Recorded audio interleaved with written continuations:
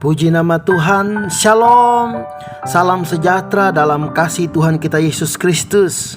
Senang bisa berjumpa kembali dengan Bapak, Ibu, Saudara semua dimanapun kita berada. Bersama saya Pendeta Lius Lonto dalam pembelajaran dan perenungan firman Tuhan. Yang tentunya firman Tuhan ini akan menjadikan setiap kehidupan kita untuk semakin serupa dan segambar dengan kehendak-Nya, menjadikan kita sebagai pelaku-pelaku firman Tuhan. Dan firman Tuhan yang akan kita dengar dan pelajari hari ini akan membawa setiap kehidupan kita untuk masuk dalam rencana kebaikan Tuhan. Puji nama Tuhan. Tentunya karena berbahagialah setiap orang yang mendengar dan merenungkan, bahkan terlebih lagi yang melakukan firman Tuhan dalam hidupnya. Demikian janji firman Tuhan.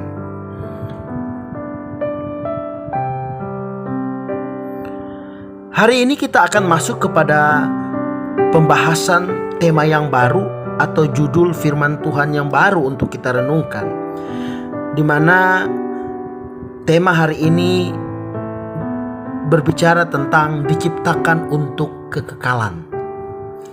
Jadi kita manusia diciptakan untuk kekekalan. Mungkin bagi kebanyakan orang mendengar kalimat diciptakan untuk kekekalan sepertinya masih rada-rada bingung untuk mengartikan dalam hidup ini. Tetapi mungkin bagi kebanyakan orang juga sudah mulai memiliki satu gambaran yang jelas tentang tema ini.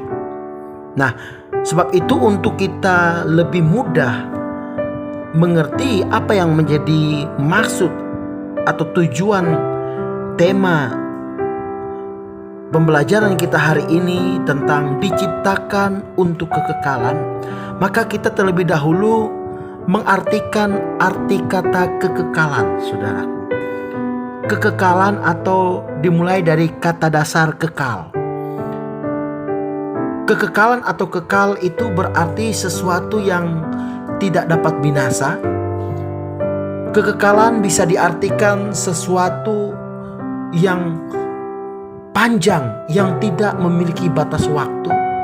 Atau kekekalan bisa diartikan sesuatu yang akan datang setelah dunia ini berlalu, saudara. Jadi itu gambaran-gambaran definisi tentang kekekalan, saudara. Kalau kita melihat definisi singkat tentang kekekalan dan kita menggabungkan dengan kalimat diciptakan untuk kekekalan, berarti betapa hebat, betapa dahsyat, betapa luar biasanya maksud atau tujuan Tuhan menciptakan kita manusia dalam dunia ini. Berarti kita memiliki sasaran hidup untuk sesuatu yang tidak terbatas. Tidak terbatas hanya ada di dunia ini. Kita diciptakan oleh Allah bukan untuk sesuatu yang dapat binasa, yang sementara, saudara. Bahkan arti atau definisi kekekalan tadi juga bercerita tentang kehidupan yang akan datang setelah kehidupan kita yang ada di dunia ini hari ini. Wow, ini suatu pewahyuan yang luar biasa yang sungguh-sungguh akan mengubahkan setiap kehidupan kita, paradigma kita dalam kehidupan kita hari-hari ini. Kita manusia diciptakan Tuhan untuk kekekalan. Berarti hal yang harus kita sadarkan dalam atau pada diri kita sendiri, kehidupan kita hari ini bukanlah hanya saat ini saja, saudara. Sekali lagi saya katakan untuk kita semua, jikalau kita menyadari kita sebagai manusia diciptakan oleh Allah untuk kekekalan, berarti kita harus memiliki paradigma atau cara pandang bahwa kehidupan bukanlah hanya saat ini saja, saudara. Seperti firman Tuhan katakan di dalam 2 Korintus pasal yang kelima, di dalam kitab Perjanjian Baru 2 Korintus pasal yang kelima ayat 1 dan 2, di situ berkata bahwa karena kami tahu bahwa jika kemah tempat kediaman kita di bumi ini dibongkar, Allah telah menyediakan suatu tempat kediaman di surga bagi kita. Wow, suatu tempat kediaman yang kekal, yang tidak dibuat oleh tangan manusia. Selama kita diam di dalam kemah ini, kita akan mengeluh karena kita rindu mengenakan tempat kediaman surgawi di atas tempat kediaman kita yang sekarang ini. Luar biasa saudaraku. Alkitab sebagai manual book kehidupan kita di dalam hidup kita setiap hari, ini menjelaskan dengan jelas bahwa kehidupan bukan hanya berbicara tentang saat ini, tetapi sesuai dengan 2 Korintus pasal 5 ayat yang pertama dan kedua tadi dikatakan, Allah telah menyediakan suatu tempat kediaman di surga bagi kita, suatu tempat kediaman kekal.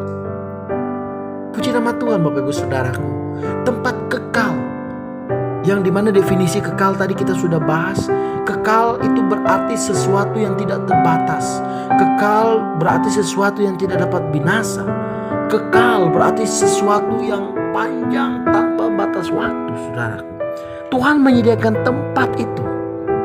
Nah, Bapak Ibu Saudara yang dikasihi oleh Tuhan Yesus Kristus, jikalau 2 Korintus pasal 5 ayat yang pertama dan kedua berkata bahwa Tuhan menyediakan surga yang adalah tempat kekal yang tanpa batas waktu dalam kehidupan kita, untuk kehidupan kita kelak.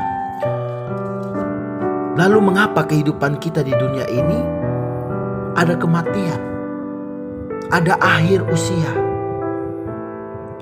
Saya tidak berbicara bagaimana cara kita mengakhiri hidup kita atau cara kita dipanggil oleh Tuhan, tetapi saya berbicara tentang batas waktu kita hidup dalam dunia ini. Sebab itu saya katakan tadi, kita perlu merubah paradigma atau cara kita memandang kehidupan kita. Jikalau kita tahu kita diciptakan oleh Tuhan untuk kekekalan, berarti kehidupan kita bukanlah hanya saat ini saja. Ini yang perlu kita cermati baik-baik. Dan ini adalah hal yang harus kita dalami lebih lagi hari ini dalam pembahasan kita. Saya senang ada satu buku yang berkata bahwa kehidupan kita dalam dunia ini hanyalah gladi resik, atau boleh dikata hanya persiapan untuk satu pertandingan yang sesungguhnya. Bahkan buku itu menggambarkan bahwa kehidupan ini hanyalah persiapan untuk kehidupan kekal yang akan datang. Di situ menjelaskan bahwa berarti kehidupan kita di dunia ini memiliki sesuatu hal yang harus kita kerjakan untuk mempersiapkan diri kita menghadapi kehidupan yang akan datang itu, saudaraku. Ya. Bahkan kalau kita berbicara Tuhan menyediakan surga atau tempat yang kekal itu sesuai dengan kitab 2 Korintus 5 ayat yang pertama dan kedua tadi, berarti dalam kehidupan ini kita harus menyadari Bapak Ibu Saudara yang dikasihi Tuhan, bahwa kita akan lebih banyak menghabiskan waktu kita dalam kekekalan. Di perenungan firman sebelumnya saya berkata bahwa mungkin kita bisa merindukan atau mengingini kehidupan yang panjang dalam dunia ini. 90 tahun, 150 tahun, atau mungkin 200 atau 300 tahun. Tetapi usia 90 tahun, 200 tahun, atau 300 tahun itu pun dibandingkan dengan kekekalan adalah tetap sesuatu yang masih sangat singkat. Kenapa saudaraku? Karena terbatas, ada akhirnya. Sedangkan kekekalan itu tidak berakhir, tidak berujung, tidak dapat binasa, saudaraku. Nah, kehidupan bukanlah hanya saat ini saja, saudara. kita akan lebih banyak menghabiskan waktu dalam kekekalan dibandingkan saat di bumi ini.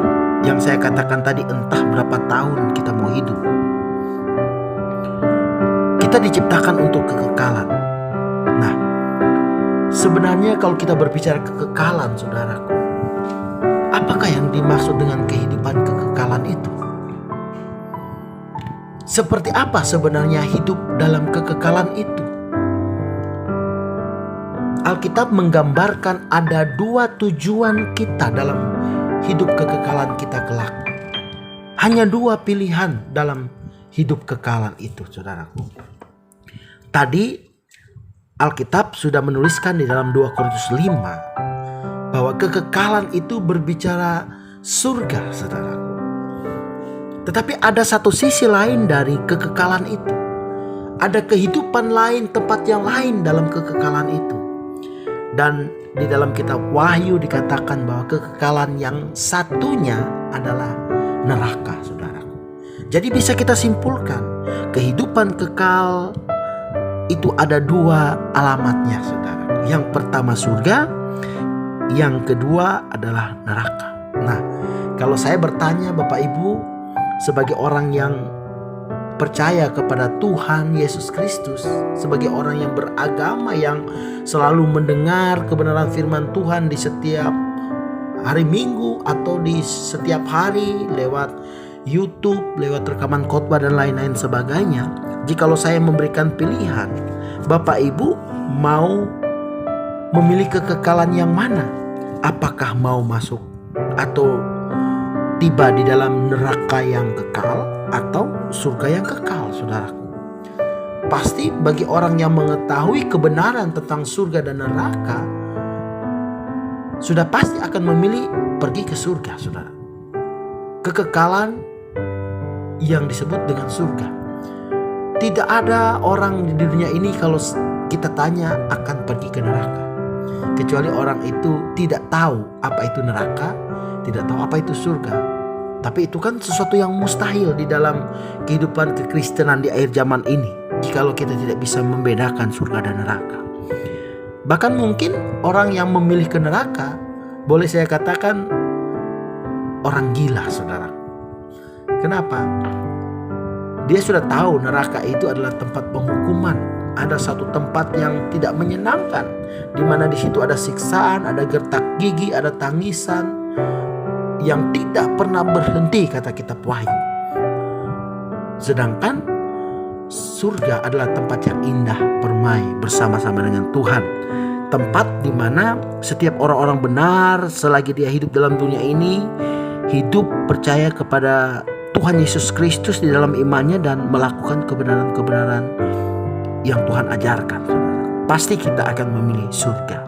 Yang memilih surga bisa katakan amin, saudara ya. Nah, jadi kekekalan hanya menawarkan dua pilihan, saudara, surga dan neraka.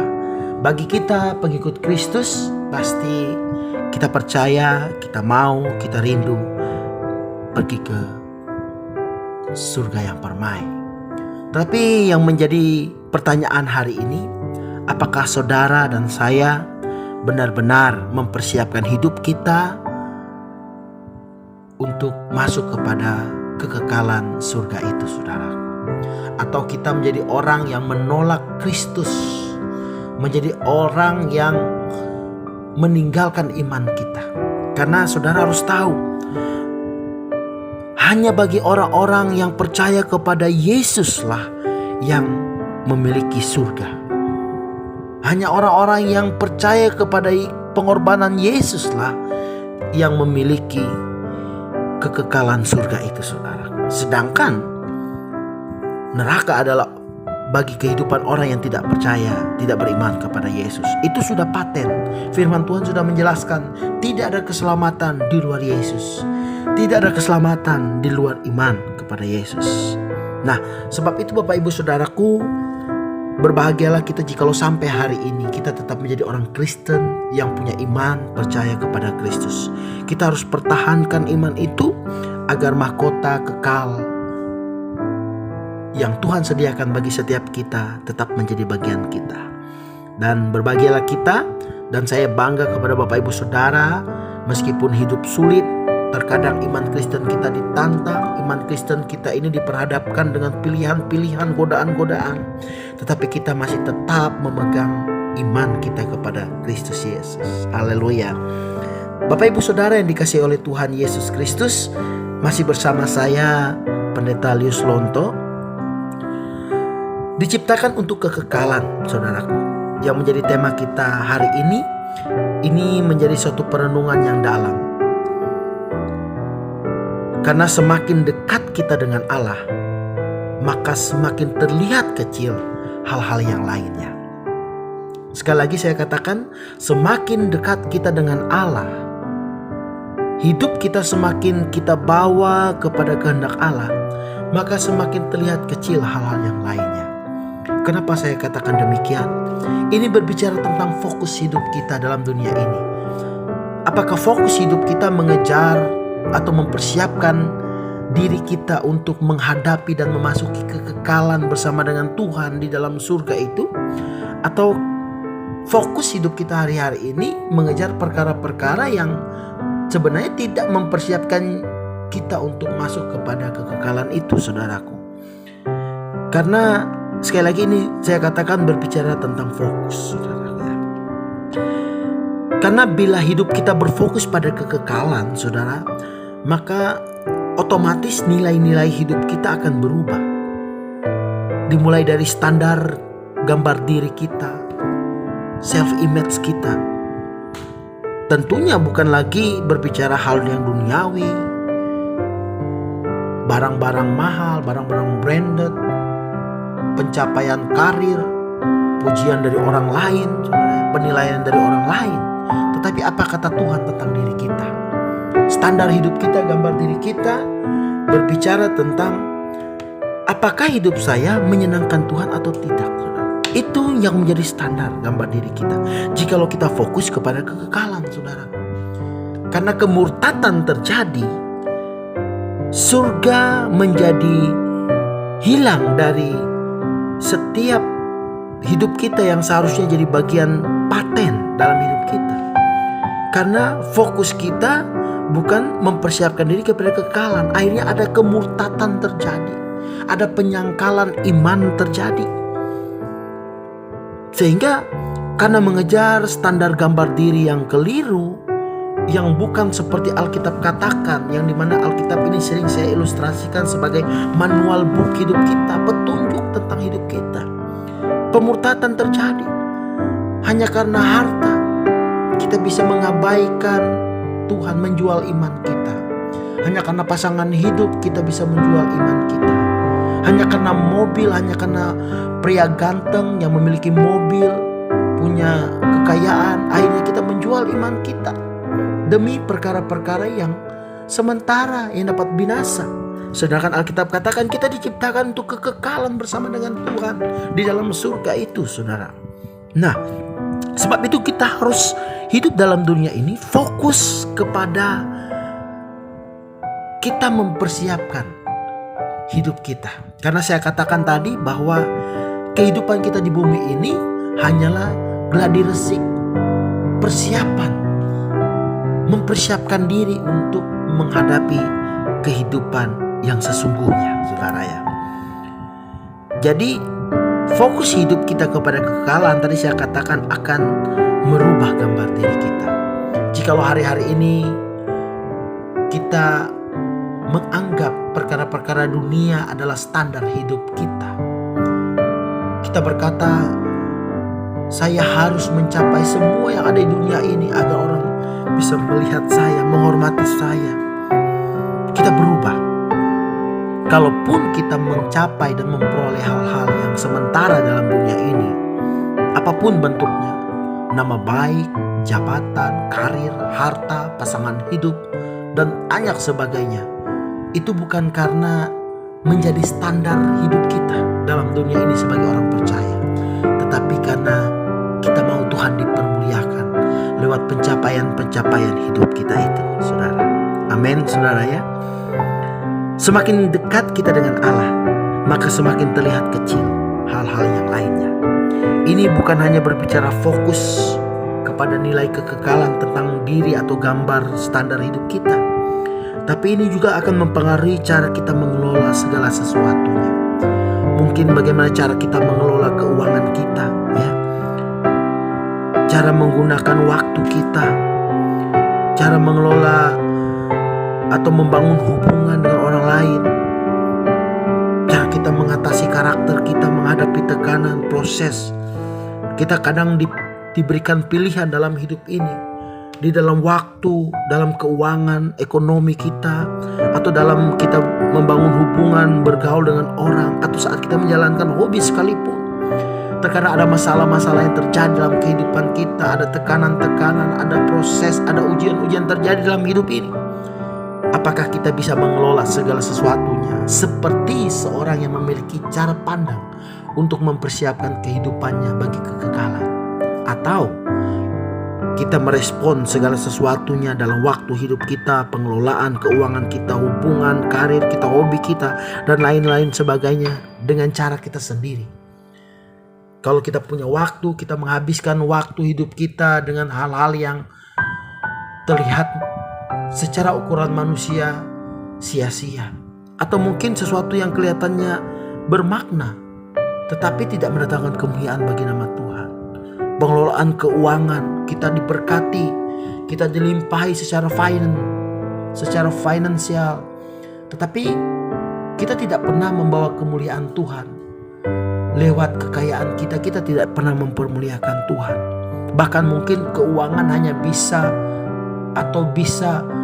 kita jadikan alat untuk membawa kehidupan kita di dalam dosa. Kita bisa membeli minuman-minuman keras, judi, memberi hal-hal yang haram lainnya, saudaraku. Mengatasi karakter, ya, saat proses hidup datang, tekanan datang.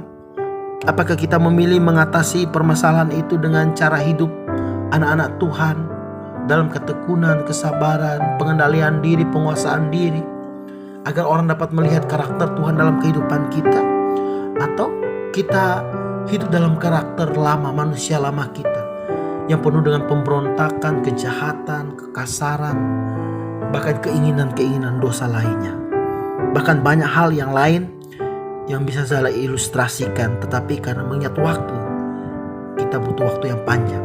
Tetapi intinya bahwa jikalau kita menyadari kita diciptakan untuk kekekalan, maka kita pun akan merubah atau mempertimbangkan cara kita mengelola segala sesuatu dalam kehidupan kita.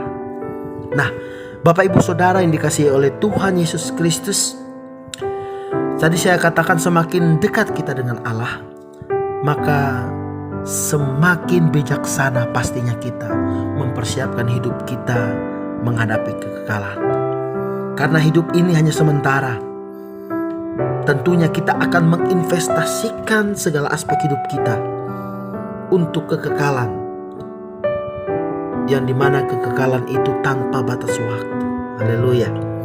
Fokuskan pandangan kita, Bapak Ibu Saudara, hari-hari ini, besok, dan hari-hari ke depan. Bahkan mungkin kita, keluarga kita, orang-orang yang kita kasihi, untuk atau kepada panggilan Tuhan. Ya. Haleluya. Bukan kepada kesalahan orang lain yang akan menghidupkan kepahitan akan pahit, sehingga kita dapat mundur, kecewa, akhirnya kita bisa murtad, saudaraku. Karena ini sudah banyak terjadi, saudaraku. Karena kita memandang orang lain, ya. Karena kita memandang kesalahan, kekurangan orang lain, mungkin mentor rohani kita, pendeta kita, majelis, atau orang yang di dalam gereja kita, orang pelayan-pelayan Tuhan. Akhirnya kita menimbulkan akar pahit dalam kehidupan kita, seperti memupuk akar pahit dalam kehidupan kita. Akhirnya kita mulai mundur dari ketekunan rohani kita. Kita mulai mundur dan berhenti dari kesungguhan kita mengikut Tuhan. Bahkan terlalu banyak orang yang meninggalkan Yesus, menjual iman Kristennya karena mereka mengalami kekecewaan. Nah, Bapak Ibu Saudaraku yang dikasihi oleh Tuhan, mungkin hal yang terakhir yang saya ingatkan dalam perenungan sharing firman Tuhan kita hari ini, tentang diciptakan untuk kekekalan dengan kalimat bahwa lakukan segala sesuatu hari ini seolah-olah hari ini adalah hari yang pertama dalam hidup kita. Ya. Dan hiduplah seolah-olah hari ini adalah kesempatan hari yang terakhir dalam kehidupan kita. Apa artinya, saudaraku? Tadi saya katakan lakukanlah segala sesuatu seolah-olah hari ini adalah hari pertama dalam hidupmu. Artinya dalam mengikut Tuhan sebagai orang yang memiliki cara pandang hidup kekekalan bersama dengan Tuhan kelak. Kita hidup seolah-olah hari ini adalah hari yang pertama.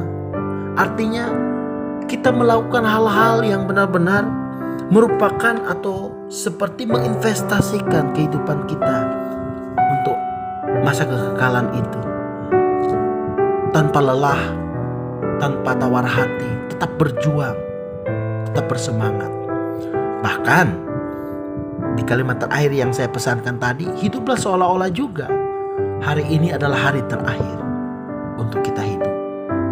Ini membawa esensi hidup agar kita hidup dalam dunia ini dalam takut dan gentar mengerjakan keselamatan yang Tuhan beri dalam kehidupan kita. Sesuai dengan apa yang Rasul Paulus katakan, kerjakanlah keselamatanmu dengan takut dan gentar. Artinya kita memanfaatkan hidup hari ini benar-benar dengan kesungguhan, bahwa kita menanti-nantikan waktu untuk masuk dalam kehidupannya sesungguhnya atau kekekalan itu, saudaraku.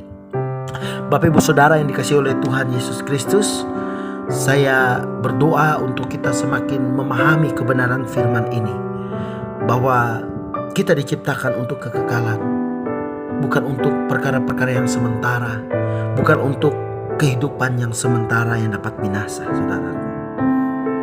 Kita harus menyadari bahwa jikalau kita menjadi orang Kristen, menjadi pengikut Kristus, memiliki iman, percaya kepada Dia yang adalah Tuhan dan Juru Selamat hidup kita.